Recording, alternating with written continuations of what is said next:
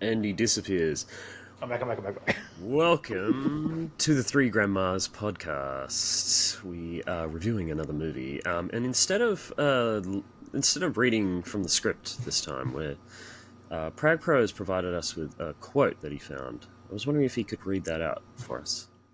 Oh, you want me to read it? I would love to read it.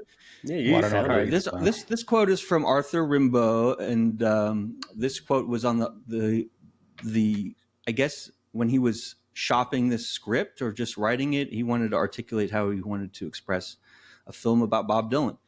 And so the quote is, "If a film were to exist in which the breadth and flux of a creative life could be experienced, a film that could open up as opposed to consolidating what we think we already know walking in, it could never be within the tidy arc of a master narrative.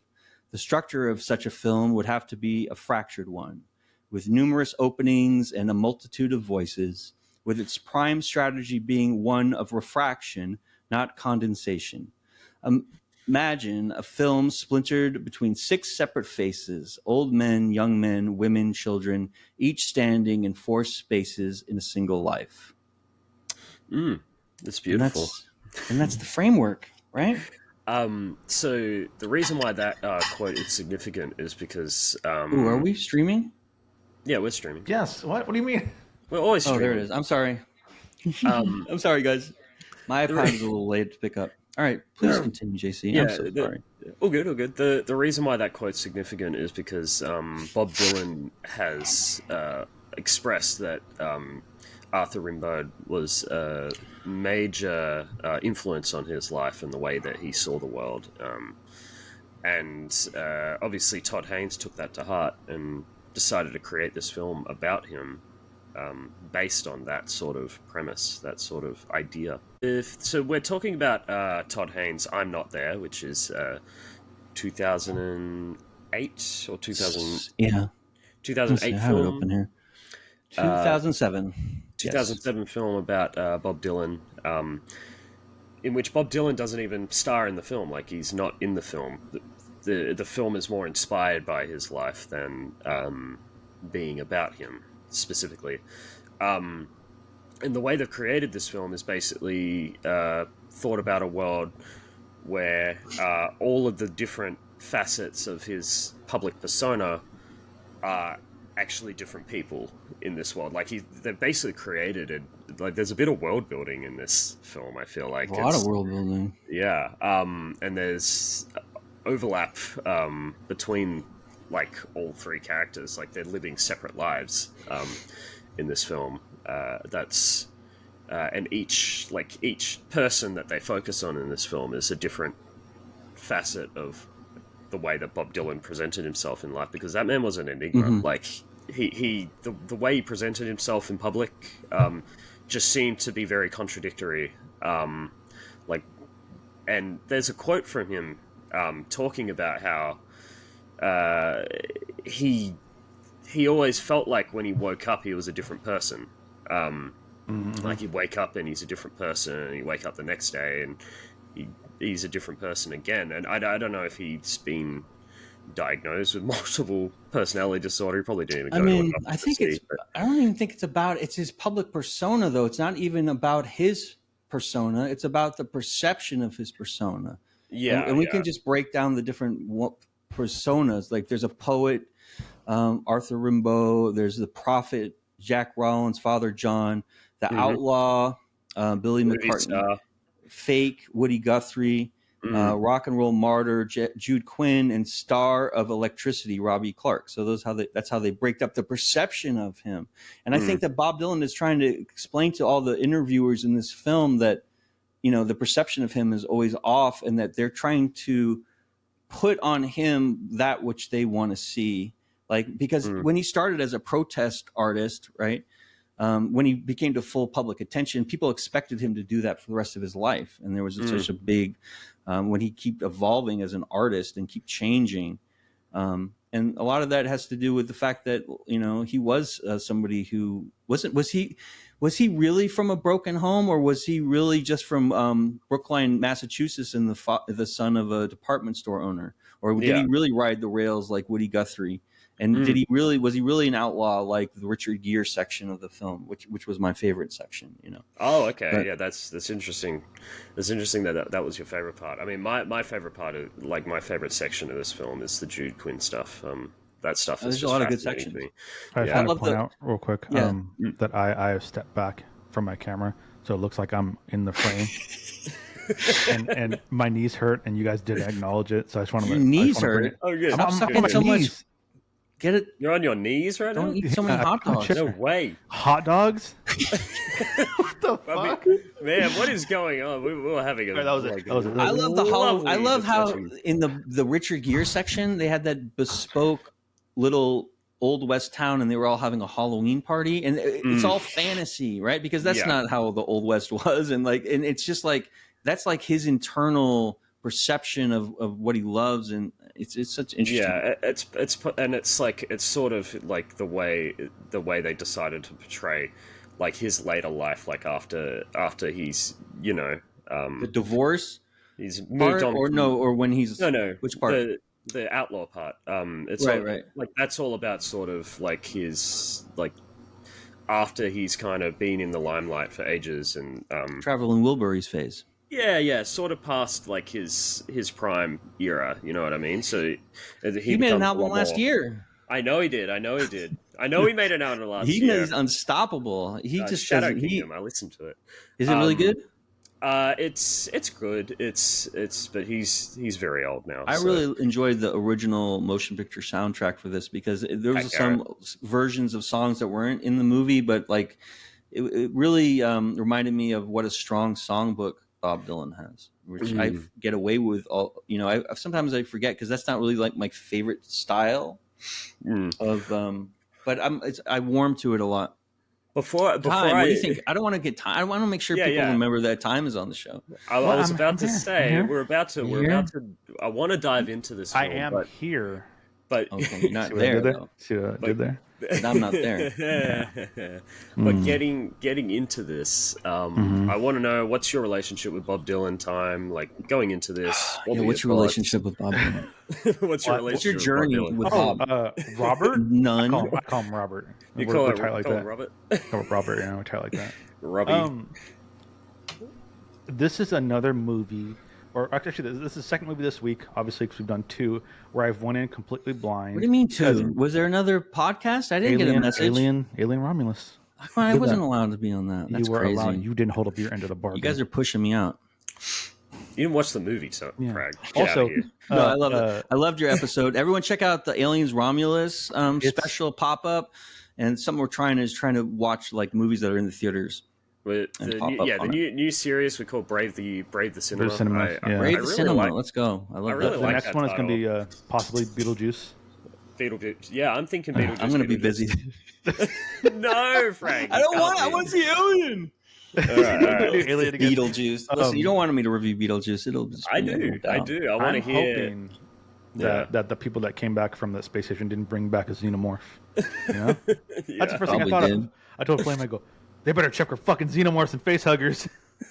Did you? I don't. What was your final? I don't want to like sidetrack this review, but Oh, did you enjoy Aliens Romulus? Because I know you were new to the Aliens universe. Yeah, I mean, it was good. It was good. Yeah. Right on. Yeah, All right. you gave We'll- it 75. We'll pick I up gave on it that. an What do you 8. think about this movie? Yeah, go on. Yeah, continue so, what you were saying. So I don't know anything about Bob Dylan. Okay. I've You heard now. a couple of his songs here and there. On face value, I think you're not gonna like this. I think Bob Dylan is a product of his time. I don't think his music stands up. Okay. And after watching this movie, it reinforced everything I thought about him. That's awesome. My favorite part of the movie was when this was over. Oh, shit. Here we go. We're going. This is a deep dive. Oh, This here we was- go. What a pile of shit. Awful. And there were so many good actors too, and I was just like, this is. Oh man. But I I mean. But the so- way that it's basically 7 different movies that he made. Yeah, no, and it he's is, put it them is. together. Did you It like was- any of the little mini movies with So- him? Like the Richard Gere part a lot, So starting to watch and the it, divorce section. I and enjoyed then, that part. and then Let get it talk, into right? it and go, oh shit, it's like 6 different people, portraying different parts of his life. That's cool. And then you start watching, you're like, oh, it's they're intercutting. Oh, that's awesome. And then I'm like, okay, and then Flame asked me, well, who are these people? And I go, I don't know. I don't recognize these fucking names. Like, I don't know who these people are. And I was like, well, he wasn't a little black kid, so I don't know. I don't know what that's about. I was like, I recognize the name Woody Guthrie, but that's not. I don't know. I don't really know who it is. It's about all these characters are the public's perception of him, and like the manifestation of like, what if the public's perception of him were true in each stage? If that makes sense. Yeah. Because so I went and looked up, kind of like the plot summary to kind of see that, like, basically to kind of go, were these monikers of him? Obviously, they aren't. I was like, okay, whatever. So I once I kind of understood that, I watched it, and I got about like halfway through it, and I was like, okay, I was kind of understanding the movie, and I was like, wow, this is okay. And I look, and I was like, oh, there's another hour left. It feels like this movie's been 3 hours already. Okay. It did have slow. A flow issue for sure. Yeah, I will agree. I thought it dragged quite a lot. I mean, yeah, go ahead. I'm sorry. There were little parts of each character that I liked as far as their perform. This guy right here, the poet, he fucking sucked. They could have written him out of the movie. He served no purpose. He served no fucking purpose. On. Okay. Richard Gere, I like Richard Gere. He looked great. He's fantastic. Richard Gere, oh my God, is he like ageless? He right? I think the same thing. Yes. Like I saw, they de-aged him. There's no way. And a beautiful way they shot that at sundown. They had perfect golden hour lighting for that whole segment. Yeah, gorgeous. Christian Bale, I thought Christian Bale was great. Yeah, Kate Blanchett obviously crushed it. Yeah. She was great. This little black kid, he was cool. Him. And then R.I.P. Heath Ledger. R.I.P. Heath Ledger. Yeah, he's great as well.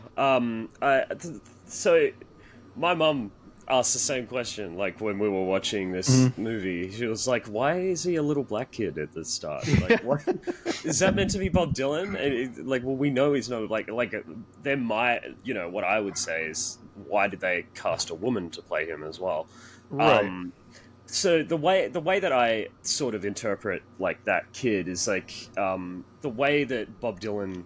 The way that Bob Dylan was perceived when he was really young is like his folk music is heavily derived from black culture and Woody Guthrie. Well, Woody Guthrie's not black, but no, obviously. But I'm saying you said in addition to that. No, obviously I know he's that. They saw him in the hospital, but he was heavily influenced by Woody Guthrie. Yeah, he was heavily. That's why the kid has that name. Yeah. Is because he's heavily influenced by Woody Guthrie, and like folk music, and the way that he talked when he was very young, and the way people interacted with him when he was very young was very he was very much like a black folk artist back then. Like they were very philosophical, very storytellers back then. He surrounded himself with that culture, and that I think that's kind of the reason why they've made that decision, like that creative decision, is because it's the way people. That's the impression people wanted, though. That wasn't the truth about his younger life, though. That was just what the public wanted to believe. That his life was like he started on the tracks and he came up like Woody Guthrie, and so that's like their fantasy. Like all these characters are like the public's fantasy of what he was like. I think that's what Todd Haynes is trying to convey. Yeah. And I think it wasn't a black kid. It's not a reflection of reality. It's a refraction of reality. So if you have like light going through a kaleidoscope, it refracts the light and it creates multiple colorful images. And just through glass, it's just a straight light beam.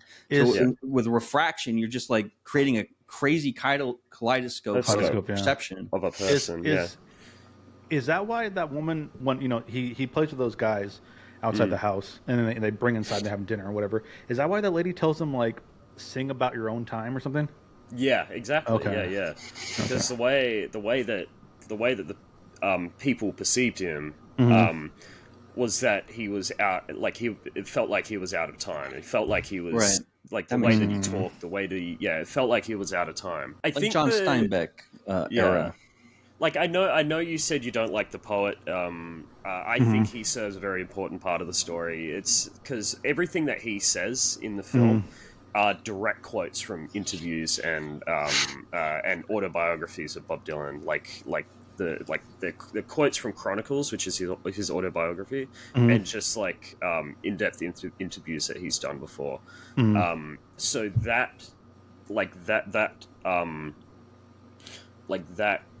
version of him in this film is kind of his reflection on himself. Like it's a more accurate refraction. It's less pixelated. It's less complicated. It's the way that he talked about himself in reality. The one thing I did like real quick is there were a couple of moments that I remember. The big one would be when Jude was playing at that the jazz and folk festival, whatever, and it was like Newport. just like rock music, straight up rock music, whatever. But there was another time that this happened too, where he would play his music, and people were just like, "This guy, this isn't what he does," and we're like booing and this and that, whatever. I like those parts because he was like, That's a true story. I mean, that really happened. I'm just going to keep doing what I do. I'm not, Rhode Island, right? You can't put me in a box. I'm not going to keep making the same music, you know? Yeah. And Bob Dylan's important. A lot of artists struggle with. The reason you have to understand Bob Dylan is not important because of his music craft. It's important because of his words and the fact that it's always about the poetry. He just presented it with a backdrop of music, but he would never be compared to like John Lennon and Paul McCartney for tunes and melody and hooks. He's just creating a stage with that music for his poetry. I'm sorry. Go ahead, man. Yeah, I mean, I still love the sound of his music. I love the sound. I like it too. But it's like it's not easily accessible like the Beatles is so accessible for anyone can pick up right away the tune, the melody, hum it, sing it, whistle it. That's who I compared him to earlier too. That's funny. It's a little more dense than that because you just want, and it was tough back then because reading was still big, but poetry was less likely to be read, but more likely to be sung. So if you wanted to be a singer-songwriter, you're trying to get as a writer, you're trying to get over you're trying to get your words out there. And I think but he didn't sound like anyone back then though, right? During his time? No. He's a goat. He had an extremely unique voice, which put a lot of people off as well. You got to read his words and the imagery and the metaphors, and he's talking about complex societal things in like 2 or 3 sentences, and just he's like a profound poet. He's a poet. That's how he should. Because I don't think he's a rock star. I think he's a poet that had to fit into that, because that's where you could make a commercial success as an artist in very few ways. As a writer back then, and he had to like make it accessible commercially, but he was very gifted. And I know, Time, that you said that his music doesn't really stand up. Like I do understand what you mean by that, but his words really do. Like you listen to a song like the times they are changing, and it still applies to what's happening today. Rolling Stone, like a Rolling Stone, like all along the Watchtower that Jimi Hendrix made famous with his version, and all of the great artists, the Beatles, the Rolling Stones, they all did covers. Like if you look up these all the Dylan covers songs, are better too. I mean, because the words are what important part are, right? I will say, All Along the Watchtower's cover is better than Bob Dylan's. So was it The Ghost of Tom Joad? That's him, right? That's Rage Against the Machine. Yeah, the Tom. Yeah, I believe so. Yeah, it is. Yeah, that alludes to the Grapes of Wrath, right? John Steinbeck about during the Dust Bowl when people had to migrate from Oklahoma to California and work in the fields. I just thought of something. Okay, before I forget this, because you guys would know. Sorry. There was a scene towards. I actually don't know if it was towards the end or not. Such a long movie, but there was a scene. It was right after he was. This sounds stupid. After he was playing with the Beatles, there was a scene where he's walking and this lady is like talking to him, right? Yeah. And she's like, oh, you're the best, and whatever she's fucking saying. Coco. And there's no. It was an older lady. Oh, okay. Yeah. And then there was her son or a kid or whatever with him, and he was asking him all these questions. And he's like, "Hey, does this mean this? Does this mean this? Did he write concept albums or something, or is it only poetry?" He wrote concept albums. It is a concept album too. I mean, that's the thing with a poem. Poem is never literal. A poem is always not what it's supposed to be about. A poem is always metaphorical by design, right? It's not literally about. Right. It's always that's the magic of poetry, is that you can create images with words and you don't need paintbrushes. That's because the way the kid was asking him was like, oh, does this character means this and that? Like it was just like the way he was saying things. It was like a world building thing. Yeah, because everyone was trying to figure him out. He was so far ahead of any other singer songwriter in articulating these things. It's just like, people are in the 60s, in the 70s, people were just like, befuddled by the whole thing. Yeah. And he was always saying that it's not like that, right? It's not complicated, and you're making it complicated. Yeah. Is that what was he saying? And the way that I understand Bob Dylan is like earlier in his career, he didn't really make concept albums. It was just like protest songs and the stories from his own life, like Freewheelin' Bob Dylan. A lot of like his early album that was really more about his own life as a kid, people he was in love with, and then after that, The Times Are A-Changin' was Highway 61. Is that the one you're talking about? No. Freewheelin' Bob Dylan. I'm talking about his early stuff. Yeah. So okay. Freewheelin' Bob Dylan and Times Are A-Changin'. So Times Are A-Changin' was a real protest album, but the songs were very segmented, very individual. It was more like a mixtape than a concept album. But the further, like the Beatles came onto the scene, and the Beatles were both the Beatles and the Beach Boys were kind of the progenitors of the concept album. Also, Sgt. Peppers. Yeah. Also, right? the Velvet Underground Pet as well. Sounds.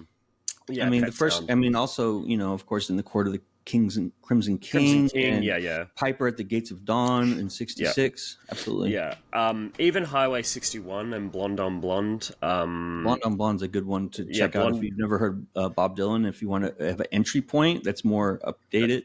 That's probably my favorite Bob Dylan album. It's a banger. That or Desire. But once the Beatles came out with their concept albums, like they basically created that whole genre of the concept album.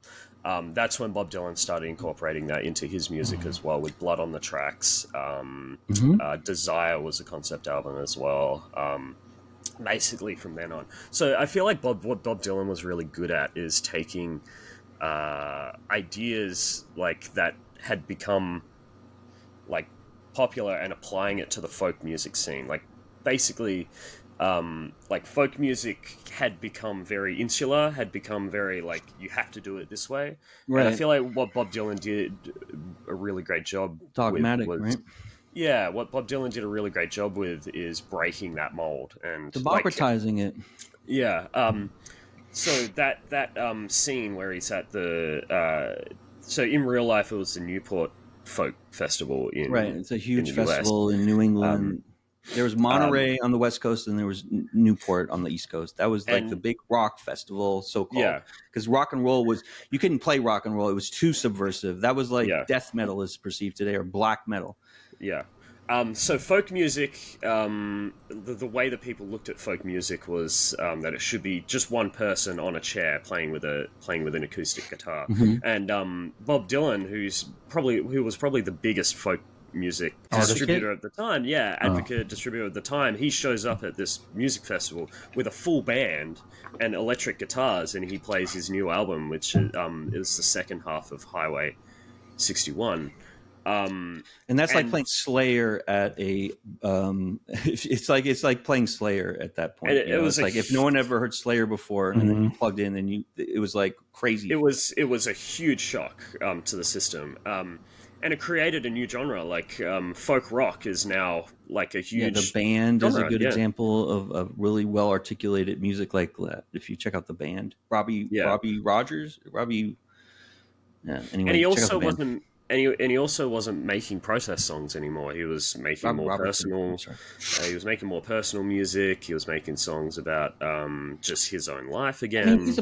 Because I think that instead of writing it in books like most poets, and then no one ever reads it, he said, "I want to be a poet, but I'm going to present it this way so it gets heard and seen." So that's why I think people sometimes have problem with like understanding his musicality, because they should be focusing on the words. So, and I feel like people never looked at him in the moment, and they looked at his like career as a whole. So when you're talking about that guy that was trying to like connect stuff from his old stuff together, like as if they weren't concept albums, and that's kind of the point, is that they weren't all connected and everything. But people were placing that on him because now he's doing concept albums. You know what I mean? So they reflectively go, were the earlier stuff concept albums as well? You know what I mean? So they build this huge picture about him, but like Bob Dylan was just a guy in the moment, and they expected him to like. They said, "Well, you're a sellout, and you don't really believe in these things," and that wasn't the issue. The issue is that he's more of a nihilist, and he didn't believe that change was possible. Yeah, but he still wanted to articulate that which needed to be said, right? And so that's where they had a problem. Like a lot of the left got upset at him because they felt like, oh, he should be in the movement and trying to do things. But he said, "I'm not here to do." A poet is supposed to be like observing the world and then like processing it through themselves and like restating it, right? And their job is not always to like take action, even though they're articulating these things. And people got pissed off. And I feel like he saw the Vietnam War, and that made like everything that happened with Richard Nixon and Watergate, LBJ. And I feel like the way, and you see that the events of the Vietnam War is juxtaposed with his personal life as Robbie Clark, Heath Ledger's character, with his wife and he got addicted to meds. He was really addicted to meth, and stuff. He became a nihilist, and so he turned inward, right? So he started abusing drugs for many years. So he had that personal life with his wife and his wife and kids. That was a good segment too. I love how they stated the reality of the marriage. It's like they loved each other, but it obviously didn't work. And then the kids, but it wasn't like crazy. Like most movies just have like crazy screaming arguments and all that stuff. It's just, I like the way they shot it. Todd Haynes is obviously a master at costumes and set design. Because he got every era correct too. But what I was like, the thought that I was trying to finish there. Sure, I'm sorry. Go ahead. all good.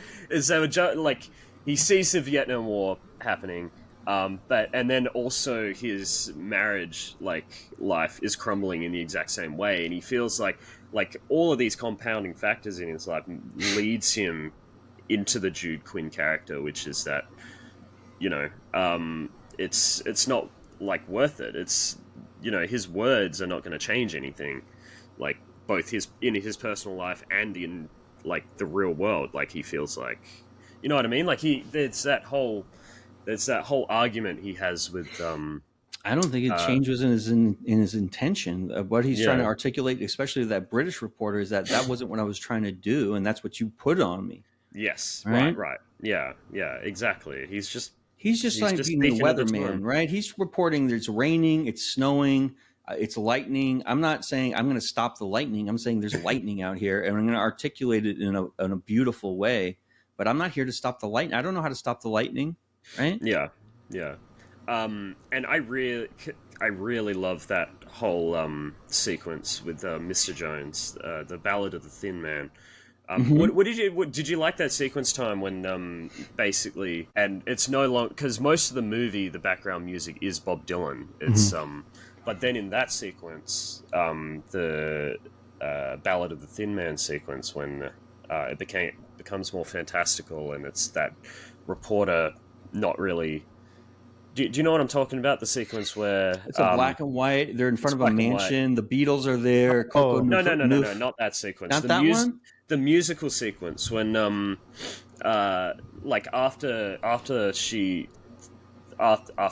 he. I guess Jude Quinn. Is Jude Quinn a woman in the film or not? No, you know what? It's a guy. I don't know. But then one of the characters says she. So yeah, maybe they are. But they mentioned a couple times. Fellini-esque, it's like impressionistic sort of art, right? It's like, is that paint stroke supposed to be like that, or is I remember color red? Two musical scenes in the movie. The musical sequence when that reporter is questioning her, and after she gets out of the car and storms off, there's that fantastical sequence where they're at the circus and the Ballad of the Thin Man sequence, the song. That's my favorite sequence in the film. Wait, is that the Richard Gere part? No, it's Jude Quinn. It's Kate Blanchett. I remember the Richard Gere part. There was a musical part for that too. Yeah, there was. But I'm more talking about the. I liked how there was like sequence. giraffes and like ducks coming to the stage part, in the yeah. Richard Gere segment. Yeah, that's how you can tell it's surreal. It's a surreal that's not the part I'm segment. talking about. I don't know the section. I don't know the fucking thing. Yeah, there were two musical sections. Did I black out during that section? I mean, I remember. I'm not going to sing the song. Sing the song. Let's just recreate the whole scene. I mean, I love how Todd Hayne has an attention to historical design. He really captures the periods, right? Yeah, I'm talking about the sequence after Jude Quinn storms out of the car because the reporter asks him if he cares about anything anymore.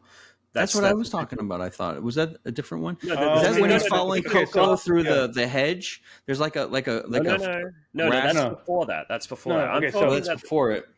It's the reporter storms, or the Jude storms off, and the reporter goes to the bathroom and he keeps seeing copies of himself. Yes, that's what it was. Yeah, and then he ends up in the seats of the circus and the cages with the monkeys in them. And, I remember that. It's that whole musical. Oh, they have like the guy who bites the chickens' heads off. Jude Quinn is playing the Jude Quinn's playing the piano, and that's how he feels. At the end, someone calls him Judas. Yeah. Yes. Come up here and say it. Yeah. Right, because that's how he felt, like he's a caged circus performer, right? Yeah. But that whole sequence is all about. And that song, the Ballad of the Thin Man, is all about the way that the media and the way that reporters would talk to him, and the way that he saw them, the way that Bob Dylan saw them, was that they're inside basically a circus and don't understand anything that's going on. Like they're well read. They've read F. Scott Fitzgerald, but Ivory Tower syndrome. Yeah, but they don't actually understand what's going on. Boots on the ground. They're not in there with the regular people. They're in the car watching the street, but not in the street. Yeah, exactly. During that scene, the audience was very hostile towards him. Yes. So yeah. Because they want him to be what they want, and he keeps changing every year. Yeah, and that's what the audience always does with pop stars. Like if you change, like if you're a metal artist and all of a sudden you come out with a folk album, people get annoyed. You know. And that's what was I trying to say? And that's kind of the catch-22 of Bob Dylan's life, and the way that and I feel like I'm going to be honest. I feel like there's not a lot of people like. I mean, we see interviews with movie stars all the time. We see the tabloids of movie stars all the time, and I'm trying to get into their personal lives and stuff. And you don't really see a lot of them question it the way that Bob Dylan did, I feel like, in his music. Oh, yeah. You know what I mean? Like, I feel like we've become very... Allegory to me would probably be someone like Tom York, probably writes that well. And if you want to understand Bob Dylan, what he's trying to do, they're both trying to do the same sorts of things poetically. And they bristle at the media and how they always try to interpret it, and they always try to put Pink Floyd on it or whatever. I was going to say Roger Waters is very similar in that way. Yeah. The way that people are always coming after him in the way that he writes music. His last solo album is amazing. The Nigel Goodrich produced. I think that's a wonderful record. I haven't listened to it. Oh, Nigel Goodrich, he's the producer of Radiohead. I think it's it's called. Is this? I'll look it up. Yeah. Anyway, no, it's good. You should listen to it though. There's just very few artists that like really question the way that we. Like the way that not just the media, but like the way that we consume music, and we try to paint this huge picture about people. That's just not true. You know, people are a lot more complicated than the way that you know what I mean. Like I feel like there's a lot of moving pieces. Like I feel like in my life, I mean, we don't look at people like the way that we live our own lives. Like we have a new struggle every day, and that changes our perspective every day a lot. That like Waters album is This the Life We Really Want. Okay, yeah. And the way that we look at superstardom is that they have to be static. Like they have to be, everything has to be connected in their lives. And Bob Dylan, I feel like, was the only one that really questioned that for a long time. I can imagine that the Beatles must have gone through so much shit, you know, like, but, you know, no one questioned that, the way that they portrayed the Beatles, and, you know, that, anyway. I mean, they did, right? I mean, especially when they went to India and they started, you know, when Tomorrow Never Knows came out, obviously that was amazing. I mean, but they were the pace setter, and everyone just follow. Like, they established, okay, we're going to do concept albums now, and then next, The Who was doing a concept album every month, and they were amazing. And but everyone followed the Beatles. Like, they essentially invented progressive rock, I think, in that whole psychedelic era, just from Peppers and all the albums that came from that. And someone like Robert Fripp from King Crimson always says that the last song on Sgt. Pepper's basically is everything he's trying to accomplish as a musician. Day in the Life? A Day in the Life. That's my favorite Beatles That's the best song ever made by anybody, in my opinion, because it's so... Oh, really? Wow. I think so. Yeah, I think it's an incredible song, but yeah. By who? Beatles. The Beatles. A Day in the Life. It's two songs that are...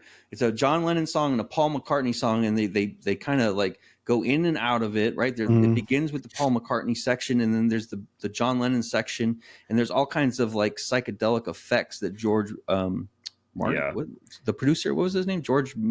Not George Martin. Is it George Martin? Anyway, it's just amazing. And then it ends with that dun with the reverb. Yeah, and it's a very important song. Yeah, and Sgt. Pepper's Lonely Hearts Club Band, like, it's a great concept album, but it starts off and you're listening to it and you're like, this is a really good Beatles album. Like, it's like their previous albums, Rubber Soul and Rubber Soul's phenomenal. Help, and you're like, this is a really good Beatles album. And then the concept album ends and there's like silence for like 30-40 seconds, and you're like, and then A Day in the Life starts, and it completely blows the rest of the album out of the water. It's the best album ever made, probably. It's a completely new song, I feel like the way that it, like, you listen, like, I think I listened to the Beatles albums all chronologically. I'm like, yeah, the Beatles are really good. Yeah, I really like the sound. And then you get to the end of Sgt. Pepper's Lonely Hearts Club Band, and it's a great concept album. But then A Day in the Life is just transformative. Like, it's like when Gandalf the Grey turns into Gandalf the White. I don't know about that, but I know, because they went to another level. They just invented whole new genres, and every musician in the world, like, I feel was trying to keep up with them. Like, a Bohemian Rhapsody owes a lot to that song as well. Like, just the way that the beats change, the way that they. Yeah. Anybody who tries anything complicated, they owe that album. Anybody who's trying something in pop music that isn't just pop music, that's like pushing the boundaries, owes the Beatles in that album. And they'll all. I don't know any musician who won't give credit for that. Just the fact that they could have been comfortable and made Love Me Do. They could have made Love Me Do for 40 years over and over again. But they said, fuck it, we're going to make this crazy raga from India. We're going to have psychedelic stuff. And a lot of that came from their use of psychedelics in India in the 60s. And it opened their whole perspective on reality and what it could be. And it really made, the music was fantastic. It really was. It's very similar way that Bob Dylan did with folk rock and moved into Blood on the Tracks. And I'm trying to bring this back to... didn't he have a band called Band of Gypsies too? That was pretty good. I think Bob Dylan had or was that... That was during the Desire era, I think. Yeah, that was a nice live band he had. During Rolling Thunder Review. Like, that's that whole segment of his life. He started wearing a lot of flowers and... Like, have you ever been into 60s music time? Like what? I don't know. Like, a lot of people have like a Jimi Hendrix period. They have a rolling, like, they really get into Zeppelin, or they get into Stones. I don't listen to music. Or do you like before 67? 1994. You don't listen to music before 94? No. You're missing some good songs. I don't think I am. What about Zeppelin? Zeppelin's overrated. This was the wrong movie. What do you mean? Oh my God. Robert Plant can't sing. John Bonham cannot drum. John Bonham can't drum? No, Jimmy Page can't play guitar. And John Paul Jones cannot play bass. My dad would kill you. The fact that I know every one of their names should clue you into that I listen to them. I know you listen to him. That's why I'm not I love taking Zeppelin. the bait. I love Zeppelin. I love. I'm not huge on old music. Not a big back Beatles then. guy. Huh? Not a big Beatles guy. I hated the Beatles for. So there's a lot of bands I just didn't like for whatever reason. I was like, Beatles, no, because everyone likes the Beatles. They suck. Right. And then I sat down one day to listen to them. I actually have a first pressing of the White Album, which is cool. Oh, nice. Yeah. White Album. That's and a great album. and Magical Mystery Tour. I have that one. Yeah. Oh, First awesome. pressings. Yeah, those are cool. And actually, I sat down and listened to the Beatles, and I was like, holy shit, the Beatles are good. They're nuts. Damn. Tomorrow Never Knows is nuts. Tomorrow Never Knows on Rubber Soul. Is that I'm on not Rubber familiar Soul? with their songs, titles, So, But I even know now, you're still like, nah, Bob Dylan doesn't stack up. Can't Did you? I've never looked to listen to Bob Dylan or like Crosby, Okay. Stills and Nash. I never listened to them. Yeah. Just like old stuff like it takes me a while to get into music, from then. But yeah, Zeppelin's obviously good. Floyd, they're more like 70s, 80s. Yeah. I hate 70s. to say that what got me into Bob Dylan is very, very embarrassing. Say it. Is the I mean, I'm not a huge fan of that movie anymore, but I was when I was a kid. Is Zack Snyder's Watchmen? He uses I like that movie. You like that movie? It was a good movie. When it came out, what happened is it fell off. I haven't seen it in a minute. I don't really like the way that Zack Doesn't Snyder, hold up? I've read the graphic novel. I think the graphic novel is fantastic. I remember when the graphic novel came out. It was like 84 or something. Yeah, I feel like Zack Snyder, the way he presents these characters is very off and very Yeah. I mean, I think he ruins my favorite character from the graphic novel, which is Jupiter II, Miss Jupiter. I think he's trying to make the Greek yeah. myths over and over again. That's every time. Exactly. It's a problem, and the Watchmen is not the Greek myths. You're right. They're not It's that not. at all. Anti-heroes. Yeah. Do you think he ruined they're complicated. Rorschach? What's that? Do you think he Rorschach? ruined Rorschach? No, I thought that was good. It's tough. Did you see the TV show? I actually really like the TV show. I love the For TV a show. lot Why of did they get rid reasons. of it? Because it sucked. No, they No, didn't get rid of it. It was fun. It was something. It was only intended to be one season, but Okay. Damon Lindelof only intended it to be one season. But I mean, I love the TV show because I think they finally in live action got Laurie Jupiter right. I've basically hated every live action version of Laurie Jupiter, or not.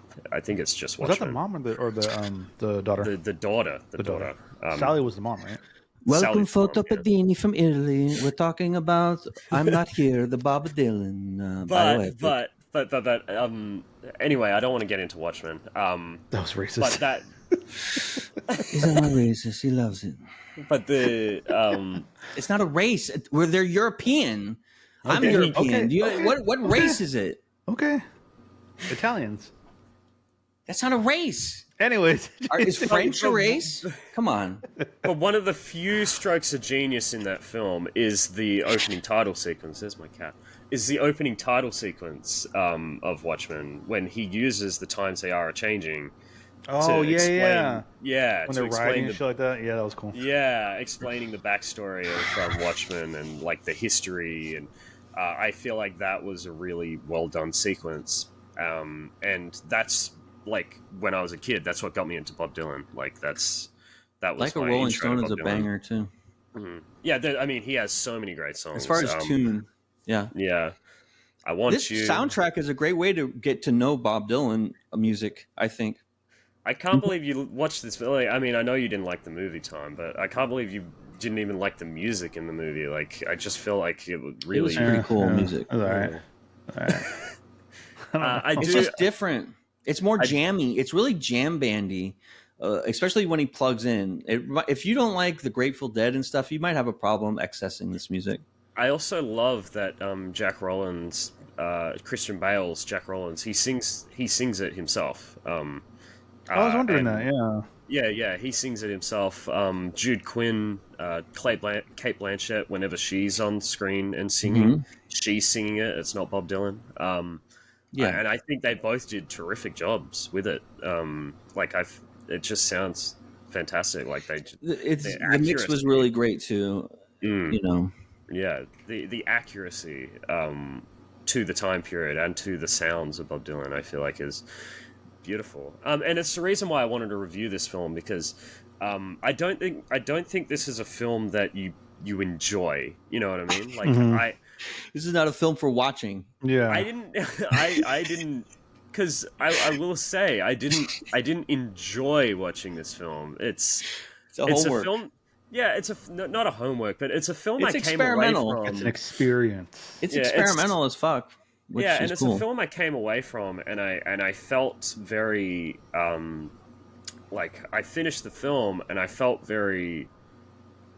like lifeless. Like I felt like I came away from it and went, is my like if the media was trained on my life, like would I get the same sort of perception? Oh, you'd be fucked up in 5 minutes, JC. It made me feel very sad. It made me feel very sad for Bob Dylan. It made me feel very sad for his life. And look at what they did to John Lennon. I think we're asking the wrong questions. What about Jacob Dylan? You know? Oh, the Wallflowers is pretty good. I think Jacob Dylan is kind of... I should remember the name of the band, Wallflowers. He's not bad. He's pretty good, actually. You know, he's underrated.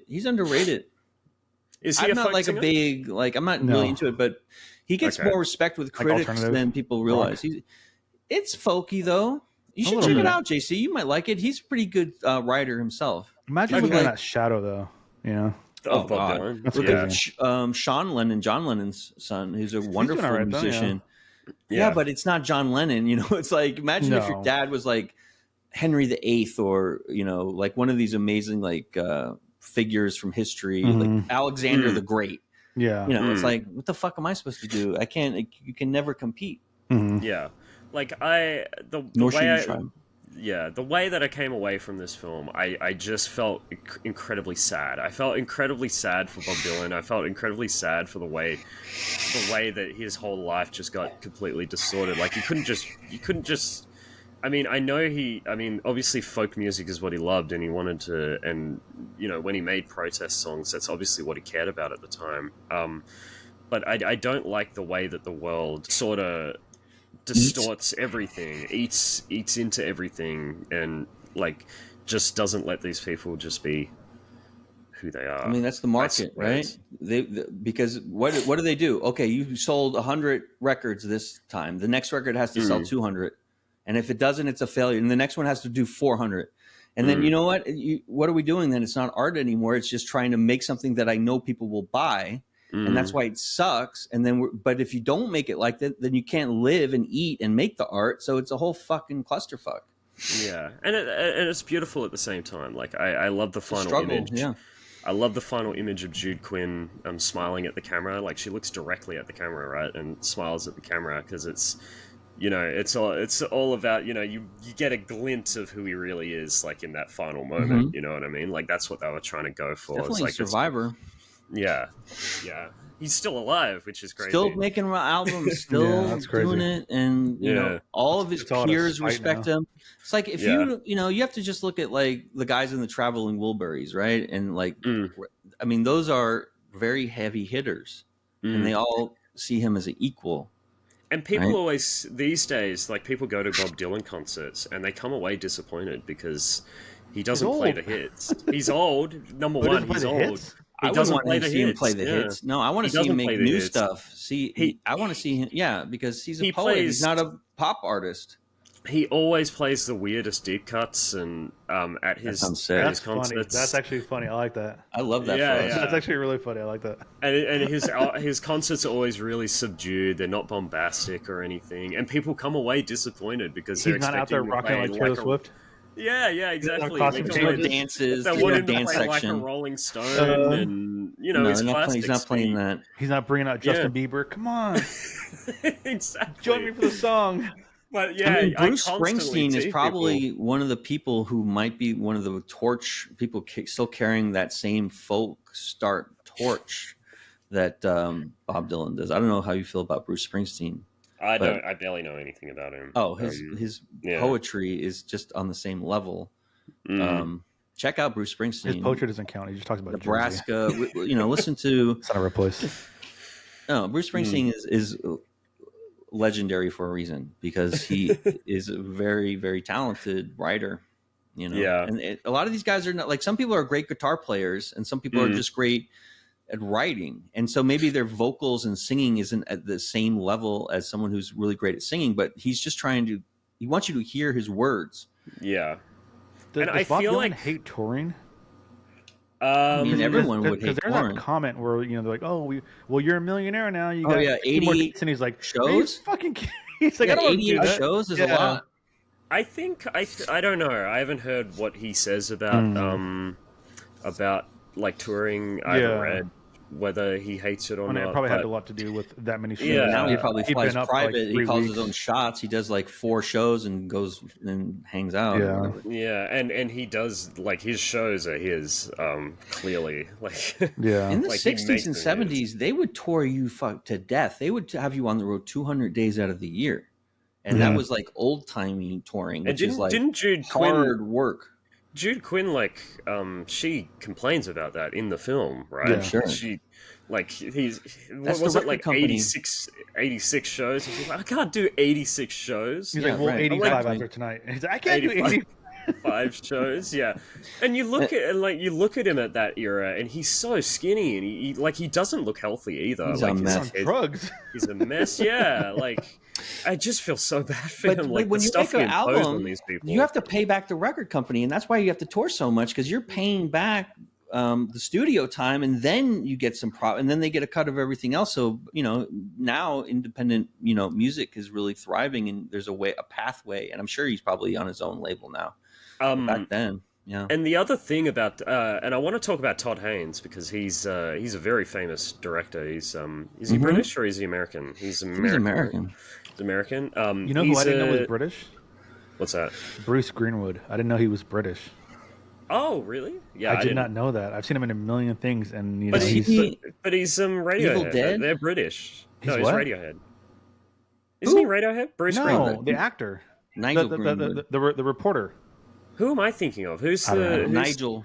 No. There's a Greenwood. Johnny Greenwood. Johnny Greenwood. Is he related to Brian? Is he what? Is he related to Brian Greenwood? No. Johnny Greenwood. The Greenwood brothers. There's 2 in Radiohead. I think. I thought you were talking about Radiohead. The bass player in the Colin Greenwood. Yeah. But what I was saying was, I wanted to talk about Todd Haynes because he's very in his movies, and in his most recent movie, May December, it's a very similar self-critical. He's very self-critical. I feel like the way that because I feel like this film is very critical of the way people perceive Bob Dylan.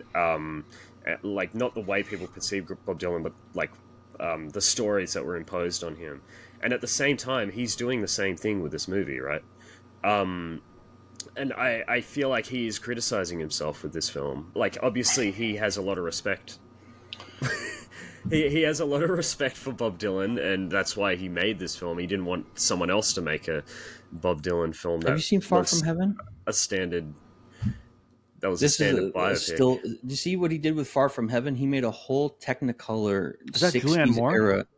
No, but what he did with Far From Heaven is he made it like it was made in 1961, and it's really cool. If you just like love art projects and art and the fact that he pulled it off, it's just a cool thing that he made with his friends. It's like he cares about aesthetics. But he's not trying to be a billionaire. But he also cares about like the themes that he talks about. Absolutely. Because have you seen May December? Pragpro? No, I haven't. It's his most recent film, and it's essentially about an actress. It's about an actress, and she's doing, what is it called when an actor like studies the subjects that they're going to portray? Not stalking, but like it's voluntary. Like the people like that shadowing, they're kind of, sort of. Shadowing, yeah. She's shadowing a family, that very very dysfunctional family, and it's based on a real family that exist. But like he's very like, it's almost like he made the film so that someone else wouldn't make it. You know what I mean? Like he made the film so that someone else wouldn't do a really tasteless version of it. You know what I mean? Right. Julianne Moore in it. Julianne Moore's in all of his movies essentially. Yeah. Except for like the Velvet Underground movie, which is amazing too. That's a definitive documentary about the Velvet Underground, and Dark Waters was cool too. I haven't seen Dark Waters. I've heard that's it's really about good. DuPont putting chemicals in a local shit. And that's really cool. But yeah, what I wanted to say is like he seems to be someone who he wants to make a film like say about Bob Dylan before someone else makes a film about Bob Dylan and fucks it up. You know what I mean? Yeah. Like the same with May December, which is about a family that is very dysfunctional, and someone could have made an extremely tasteless version of that story. Yeah. He made a only Barbie doll version of the Karen Carpenter story though too.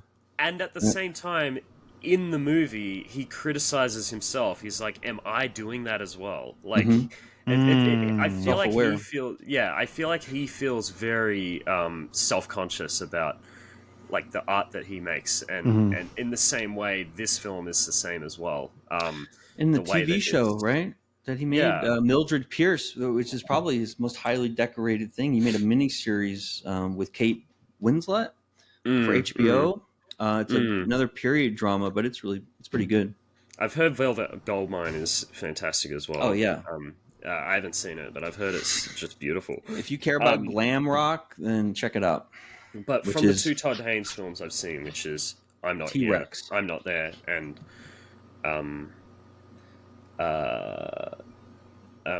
May December, you said? Yeah. I feel Wonderstruck. Did you see Carol and Wonderstruck? I didn't see those. They're the only two films I've seen from him. I get the feeling that he really deeply cares about his subjects and he essentially doesn't want to fuck it up.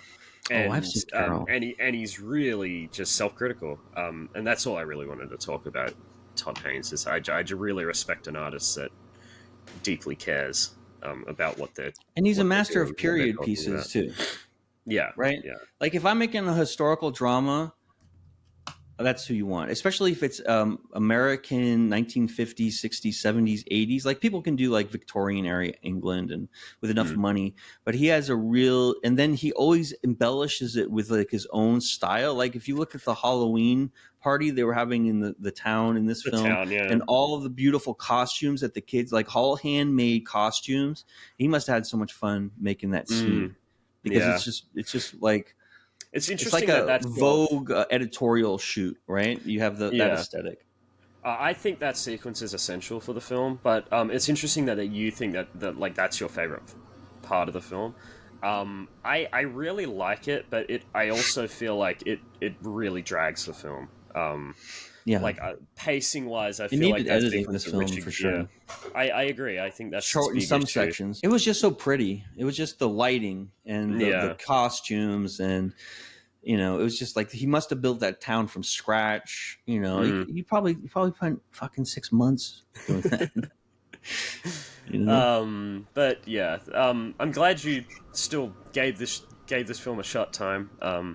You want to score it up? Are we ready?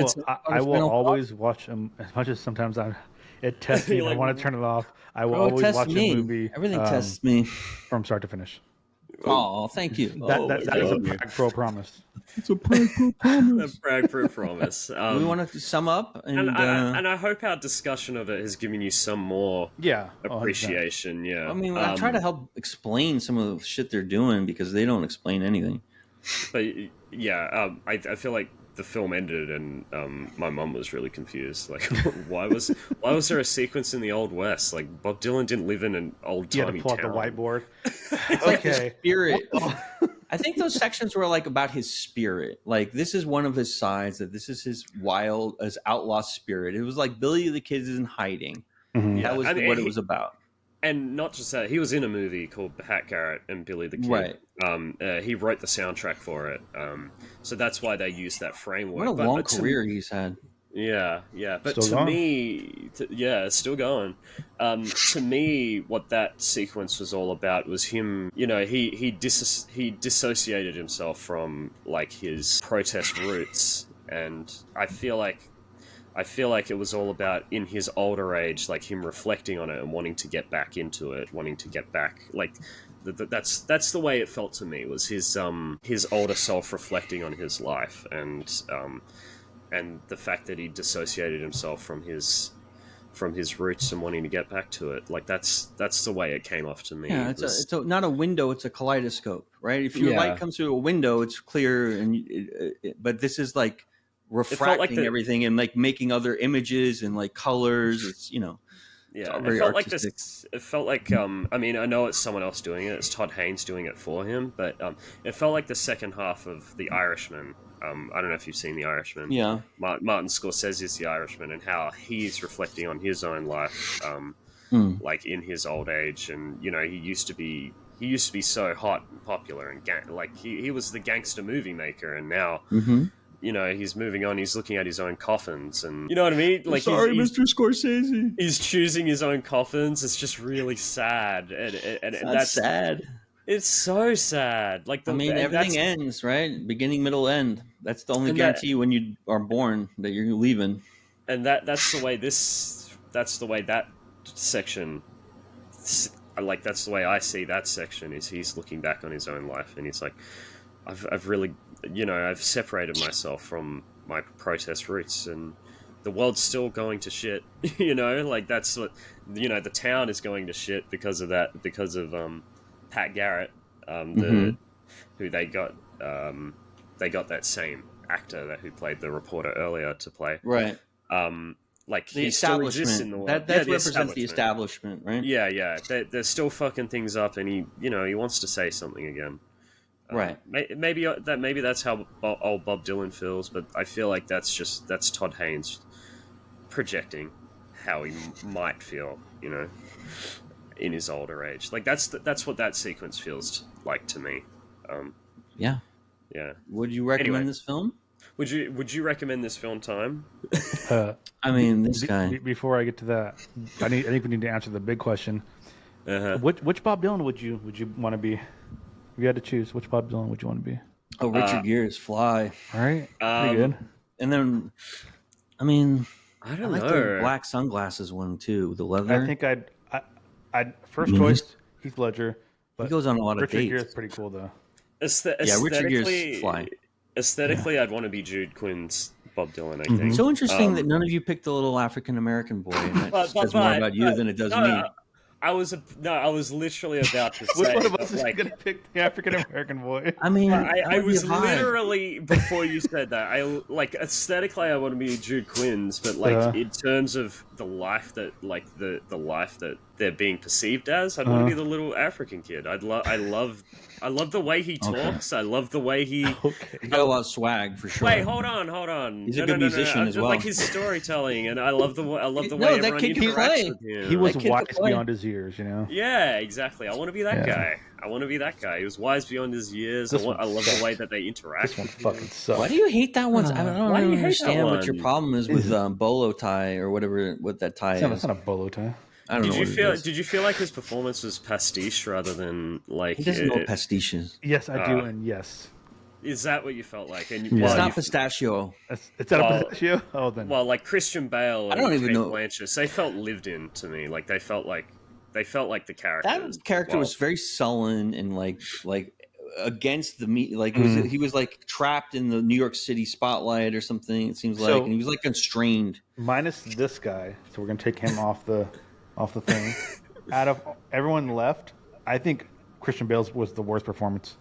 Really? Yeah, I could. They were all good, but I think his was the worst. I'd like to apologize to the Bale estate, the Christian Bale estate. Not my Batman. I mean, some of those pieces were really quiet. Not a lot of lines, and it's just more like looking like him and like being that presence. I love that his sequence was shot like a documentary. Like it's like the documentary version of Bob Dylan's life. Would you recommend this to an art student? Oh yeah, absolutely. You have to tell people who you recommend it to. Well, if you met one, maybe they're at I would recommend Parsons this to in Manhattan. Maybe they're going to school in New York City. Someone who doesn't have eyes, I would recommend this movie. You don't think you're telling me it wasn't beautifully shot? Music. I recommend that to them. Your problem is with the plot, not the direction, though, not the cinematography.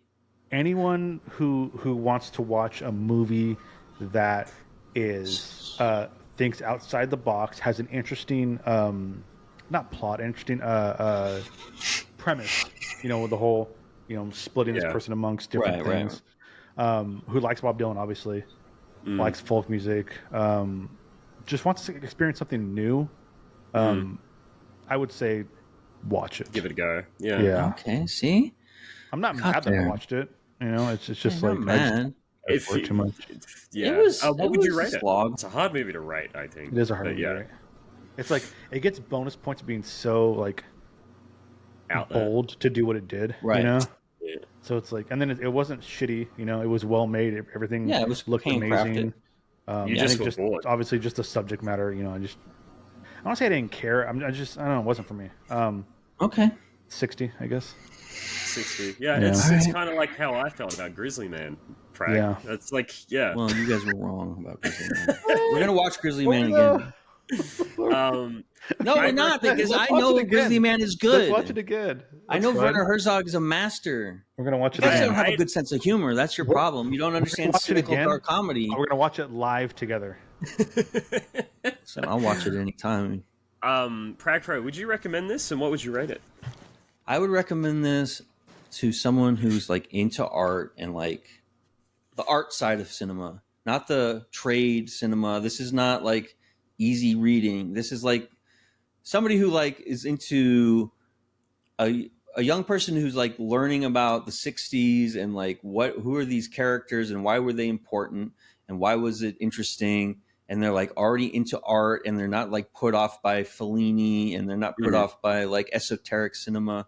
Absolutely. I mean, it was well received and awarded, and Todd Haynes is obviously a master of the details and the set design and the lighting, and everything was impeccable as far as how it's shot. So I mean, I would give it an 80, and I would definitely recommend it. I wouldn't recommend it to like, I don't know. It's like you know how your friends are. You know what kind of movies they like, and you know which ones would like be interested in this. And like, there's most of the friends that I have that wouldn't like it. They wouldn't even accept the recommendation. They wouldn't put it on they would just never watch it. I'm making a prediction now that Time is going to watch the new Bob Dylan film, and he's going to absolutely fucking love it. It's going to be his favorite film. I'm telling you right now, I'm never going to watch that movie. Well, then I'll just make it I'll just have to select it. Then JC will select it. Yeah, I'll make it the movie we have to watch for that. Why don't you like Timothy? I think he's a nepo baby. Timothy. He's a nepo baby. What do you mean? He's still doing it on his own steam. No, he's not. He has connections. Well, he still has to act. Are we talking about he doesn't act very well. We talking about Chalamet? Oh, he doesn't act well. Timothy Champagne. I don't like Timothy Champagne. Timothy Champagne. I Dune would was recommend awful this because film. of him. No, oh my god! Get out of here! I'm seeing it. I'm kidding. Dune's incredible. You have to see Dune. Yeah, Cate Blanchett was robbed, I think, for this film. Who did she lose to? Do you know? I need to look it up. Yeah, that's a good point. It's always fun to look up who they lost to. That's one of my favorite hobbies. And you keep going. Yeah, it's like 2008 Academy Awards, I guess. Yeah. If you're a huge Bob Dylan fan and you're not like the nerd in this movie that's asking Bob Dylan about whether everything's connected, then I think you'll really enjoy this film. Otherwise, I think you just won't get it. But I don't want to gatekeep. I don't like gatekeeping. I feel like if you want to feel like, if you want to feel really that the world is extremely hollow, or the world that they present to us, like that the media presents to us, is very hollow compared to the real people in your life. If you just want to give up, this is your movie. This is if you're one of these guys, like I can't. That's his philosophy. That's essentially what Dylan is. That's what I am. I know. That's why I thought you would find kinship with his words. Find kinship but you have to read the words sometimes. This bitch was nominated twice this year, by the way. Okay, really? She's nominated for a supporting role and a leading role. The leading role for the Queen? For Elizabeth Golden Age. Yeah, Elizabeth. That's what I meant. Yeah, Queen Elizabeth. She lost that one, and then she lost to Tilda Swinton. What movie? Tilda's bad. Michael Clayton. That was a long Yeah, time ago. I mean, I like Michael Clayton. I didn't think there's no way had a better performance. I don't agree with that at all. I feel like Kate Blanchett like embodied Bob Dylan in that era. Yeah, it was good. Yeah, it was really good. What's the rating? Even got the voice like almost bang on. What's the rating, JC? The rating, I'm the same as you, Prag. I give it an 80. I think the film drags a lot. It shouldn't have been 2 hours and 20 minutes. Editing. It should have been maybe 2 hours. Cut 20 minutes for sure. Yeah, I think this could have been a really like. But otherwise, I think I really respect it. I can't say that I enjoy the film because it just gives me emotions that make me hate a lot of things. And I don't know if that's a good thing or not. It makes me hate a lot of things. Good to think about it. It's good to think about thinking about things. That's what Bob Dylan did. That's what all poets are trying to do, right? They're trying to think, but not just literally poetically, right? Yeah. Your camera is your camera is. He's fine. Oh, is his desk? Right. It's time to stand. Bloody desk. Everyone I thought your camera was about to go. Everyone do their Dylan impression as we sign off. Where's your hands? I was going to the store today. Everybody, let's get stoned. Have you seen the Weird Al Yankovic no parody of? Is it good? It's parody. It's parody of Bob Dylan. I'm talking about the autobiography movie he made. It's the film's called Bob. No, the song's called Bob. And did you do like Subterranean Homesick Blues? Yeah. You know where the signs? That's a famous thing where he has the signs and he's like holding them pros. I mean, that's like one of the most iconic music videos ever made. But instead of saying anything like meaningful, all of the sentences are just palindromes. They read. Yeah. It's so funny. It's so good. That's funny. But I mean, it's like James Joyce did stuff like that too. We could watch that right now. I could bring it up. Play it. Let's play it out. You reckon? I love that for us. Let's make time to listen to a whole fucking Bob Dylan concert. It's not a Bob Dylan. Bob Dylan's Weird Al. I'm just joking. Weird Al. Oh, we're gonna watch. I thought we were. Yeah. All right, let's do the Weird Al. I'm not gonna fight. You always get mad when wants to end right away, and we're doing something extra, and you're like, no. It's okay. It's okay. I love that we added some video sections to this. That's fun. All right, little. I just thought of it just then. Clip. I was like, this would be really funny. Well, there we go.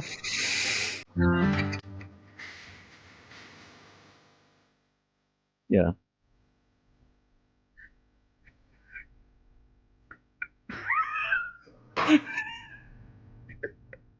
Why is he laughing? So, you guys, it's not that funny yet. Yes, it is. Calm down. I like the guy with the glasses in the background. Oh yeah. I like Allen Ginsberg. David Cross is Allen Ginsberg in this movie.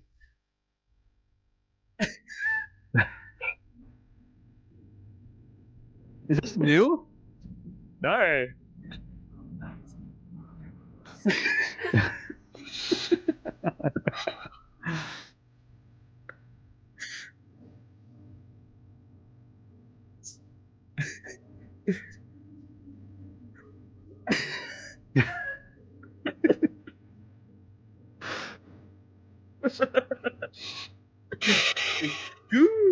Yeah. This is heretic. This is heretical. It's heretical. Disgusting. It's funny.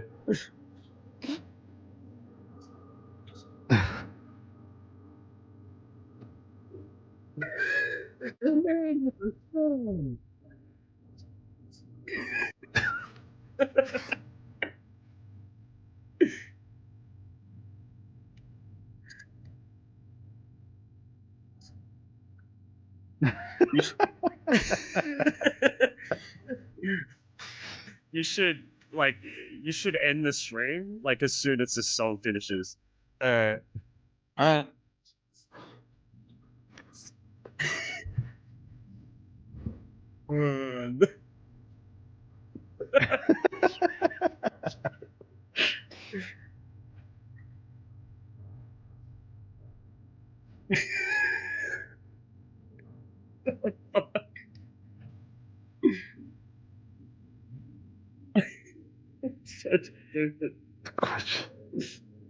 That's funny. Bye-bye, everyone. Bye, buddy. Next week, Mwah. watching something. Write poetry, everybody. Bye. Bye. Also, we got bye, Dungeon Mama next week. Yes, watching the Devil. Oh yeah, and then we have Applebox on. He's going to do Kung Fu Hustle on. No, we're canceling that one. We're canceling that one. September 21st. Everybody, bye. Yeah, we're doing the bye. Live from TwitchCon. Bye.